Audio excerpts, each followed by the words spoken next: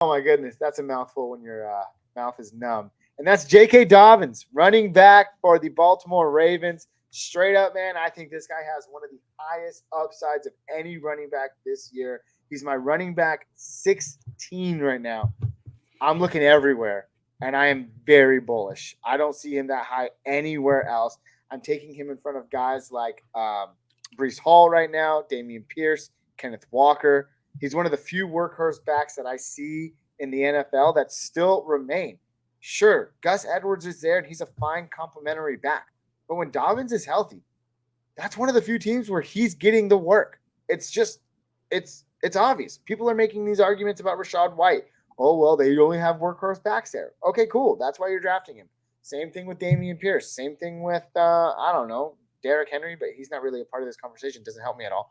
What I'm saying is he's sitting there. I got him yesterday in the end of the 6th round. I think that's extreme value. He's 2 years removed from that ACL injury that took away his 2021 season. And I get it. The biggest factor here is he hasn't really done it before. He's done it in spurts. He's one of the few running backs in the NFL that's averaged more than 4.5 yards per carry, 4.6 to be exact. I just think, man, that literally the only thing that scares me about J.K. Dobbins is his passing work. He doesn't get any of it. But seriously, I mean, it's right there. It's in everyone's face.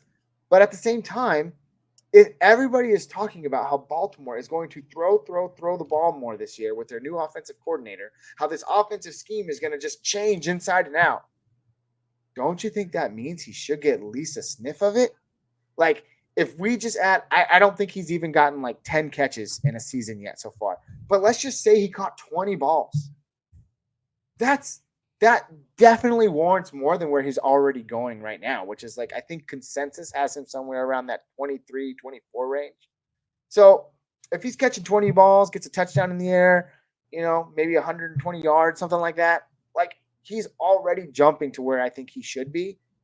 And not to mention, he hasn't been healthy. I get it. That's a huge ding against him. But if the guy's healthy, dude, like I said, sky's the limit. I expect this fresh new offense to feature Dobbins. I think he's going to excel in it. And I think he's going to get a lot of goal line carries. I think he's going to be effective on the ground. And for the first time, this is a huge if. I get that. But we might see him productive through the air as well. That's why I have J.K. Dobbins as my fantasy foreshadowed frontrunner. And again, I'm foreshadowing this, guys. I'm seeing it happen in real time. What are your thoughts, Jacob?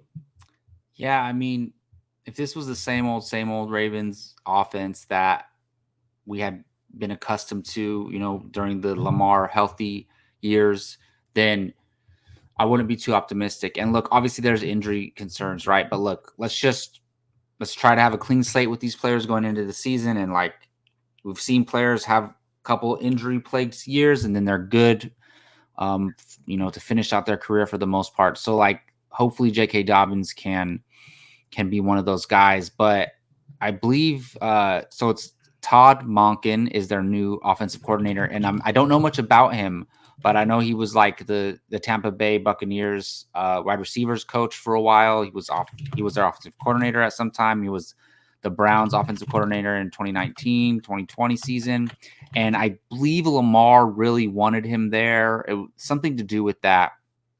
And like he's a wide receivers coach, he's been an offensive coordinator. They want to improve this offense and they want to, improve the passing game. So I do believe that J.K. Dobbins could get a little piece of that. And look, there's nobody else challenging Dobbins for this role. And Negative. If the It's the offense same is guys who firing, have been there the last 3 years, yeah, Justice Hill and if Gus the Edwards. offense is firing on all cylinders, and Dobbins is clearly the most talented guy. And I remember when Dobbins showed up. I don't know if it was for mini camp or training camp this year, and they showed the video of John Harbaugh. Is it John Harbaugh? Right? He's the younger brother. Yeah. Yeah. So of him hugging Dobbins, and like that, you just feel that camaraderie. Like they love this guy. They just I want to love get him, him on the man. field.